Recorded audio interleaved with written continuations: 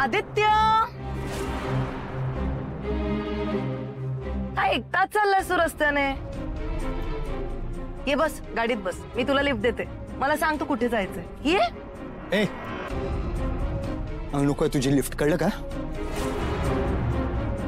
आणि कशाला माझ्या वाटेत आडवी येतेस का? तू जा ना तुझं. आणि ही माझ्या बाबांची गाडी आहे. तू काय करतेस? तुझी हिंमत कशी झाली का माझ्या बाबांच्या गाडीला हात लावायची? आदित्य, आत्ता तर फक्त तुझ्या बाबांची मी गाडी ताब्यात घेतलीय. लवकरच संपूर्ण किर्लोस्कर साम्राज्यावर माझा ताबा असणार आहे, बघशील तू. ए दिशा, एक गोष्ट लक्षात ठेव, माझ्या घरच्यांच्या केसाला जरी धक्का लागला ना, मी जीव घेऊन टाके ना तुझा. बिचारा आदित्य, कसा आहेस रे असा तू?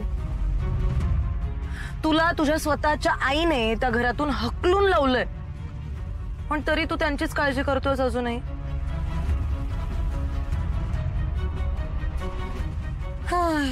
इतका रस्त्यावर आलायस तरी पण तुझा माज काही उतरत नाहीये बाबा.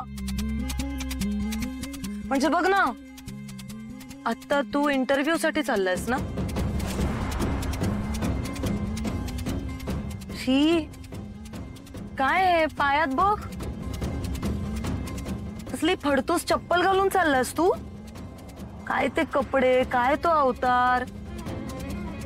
हाच आदित्य किर्लोस्कर एकेकाळी मोठमोठ्या महागड्या गाड्यांमधून सगळीकडे फिरायचा,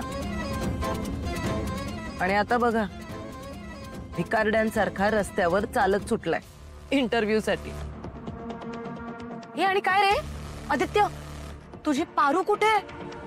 सोडलंस की काय तिला? ए तुला काय करायचंय ग? तुझा काय संबंध आहे तिच्याशी? हे असं कसं संबंध नाहीये. ती पारू किर्लोस्कर कंपनीच्या सीईओ ची बायको झाली म्हणून काय झालं? हा, तू बघच आता. मी तिला लवकरच शोधून काढेन आणि मग तिचं जगणं मुश्किल करून टाकेन. ए दिश, यार या दिशाच्या नादी लागण्यात काही अर्थ नाहीये. हे काय सुधारणाऱ्यातली नाहीये. चौथे इंटरव्ह्यू साठी वेळेत पोहोचणं महत्वाचं आहे. गेट लॉस्ट यार.